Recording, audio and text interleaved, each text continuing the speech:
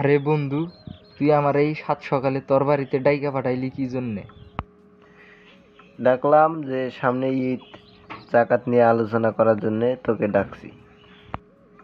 তা বন্ধু, তুই কি কবি? ক তাড়াতাড়ি, আমার হাতে সময় নাই বেশি।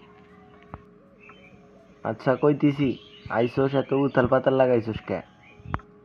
কি কথা কবি, ক, জলদি ক। আচ্ছা বন্ধু, ঈদ তো আনন্দের বিষয়। ঈদের সাথে আর একটা গুরুত্বপূর্ণ কাজ আছে, সেটা জানোস কি? ঈদের কাজ? উফ, জানি জানি। নতুন জামা কিনে পরা, পাঞ্জাবি পরা আর সেমাই খাওয়া, সেটাই তো ঈদের কাজ। আরে পাগলা, সেটা না, আমি বলছি ঈদের জাকাতের কথা। ঈদের জাকাত কত গুরুত্বপূর্ণ, তুই কি সেটা জানোস? ও আচ্ছা, জাকাত। আমি তো মনে করি ঈদের আনন্দ সবার সাথে ভাগ করে নেওয়া দরকার, কিন্তু জাকাত সেটা আবার কি?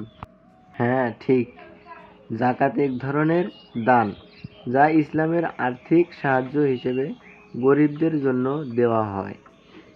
এটা শুধু সেন্টিমেন্টাল নয়, এটা ঈদের মূল উদ্দেশ্যগুলির একটা অংশ। ঈদ তো সবে খুশির রাত নয়, এটা গরিবদের জন্য অনুভূতি ও সাহায্যের সময়। আচ্ছা, বুঝলাম। তবে আমি তো ভাবি, জাকাত দিলে যদি কেউ এসে বলে, ওহ, তুই এইটুকু দিলি, তুমি তো বড় লোক, আরো বেশি দাও না, তখন কি করব?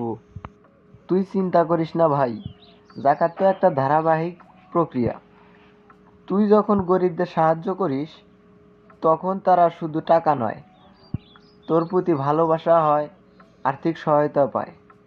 ঠিক আছে? আচ্ছা বন্ধু, আমি ঠিক বুঝে গেছি। ঈদের দিন যতটা আনন্দ করা যায়, ততটাই গরিবদের সাহায্য করাও জরুরি। জাকাতও ঠিক একই রকম ঈদের আনন্দের অংশ। আচ্ছা বন্ধু, অনেক কথাই তো হলো তোর সাথে।